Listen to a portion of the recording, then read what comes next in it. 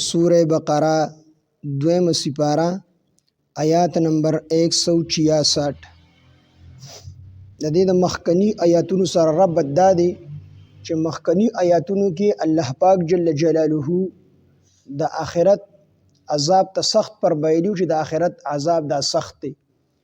او دې آیاتونو کې الله پاک جل جلاله د آخرت د عذاب د سختۍ هغه کیفیت ذکر کړي چې په څه کیفیت سره سخت دی. مشرکین مکه یا نور چې څومره مشرکین نو دی کې به بعضې تابعو بعضې به متبوعو، دی به د بوتانو عبادت کو، ځان له ګڼ خدایان چې کوم دی نیولي مخې ته تیر شوي دي،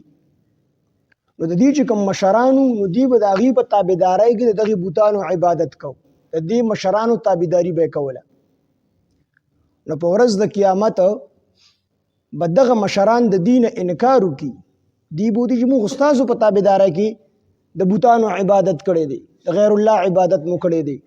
د دې بودي تاسو موږ په زور باندې نیولی وای راغوستی مو وای، نو تاسو به چې موږ به تاسو ته شل پیرې وي، خو تاسو به چې کوم دی نه کوو د بوتانو عبادت کنه. نو دی به دغلته افسوس او ارمانو کې چې کاش موږ دوباره الله پاک دنیا ته ولېږلې،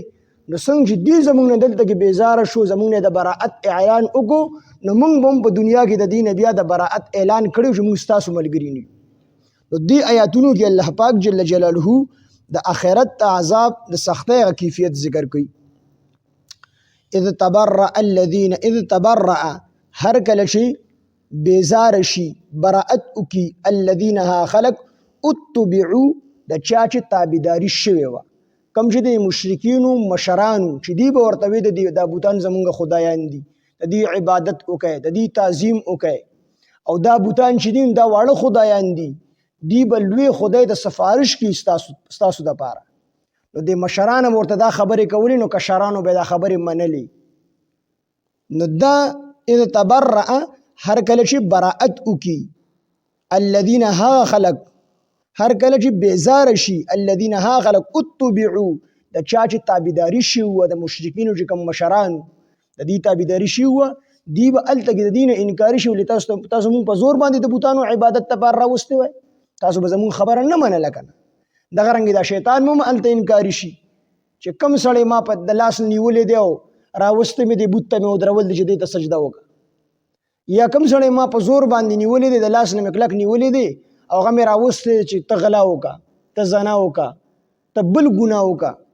ما په زور خو څوک نه دي راوستی، خو ما معمولي غوندې مسکال در کوم بس وسه مې در واچوله، نور کار به تا چې کوم دی خپل شړو ځای.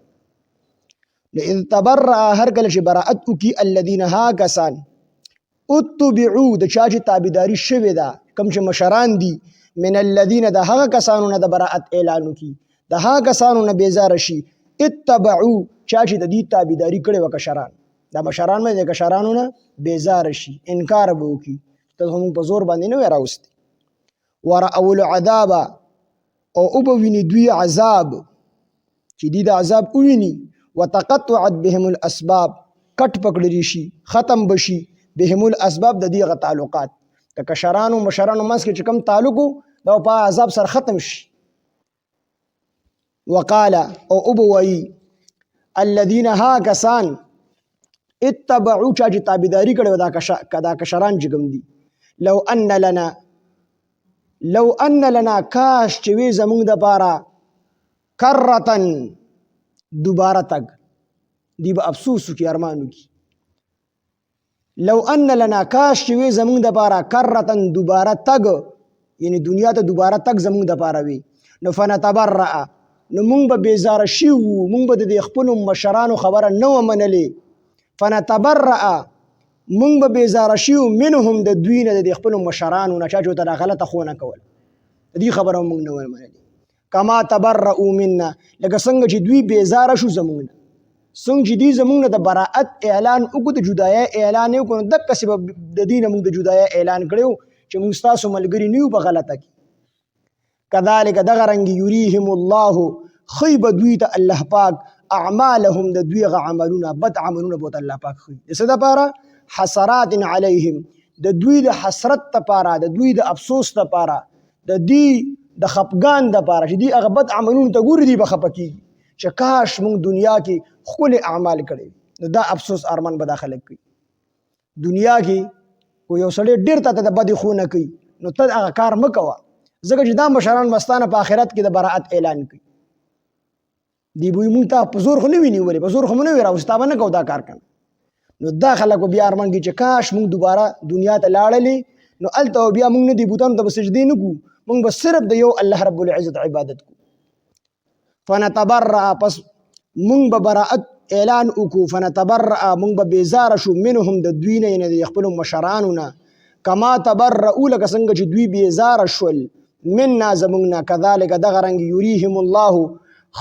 خی به دوی ته الله پاک اعمالهم د دوی هغه بد عملونه حسرات علیهم د دوی د حسرت او د دوی د افسوس لپاره،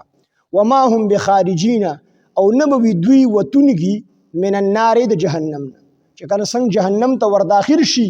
نو د دې بیا دوباره وتل د جهنم نه نشته.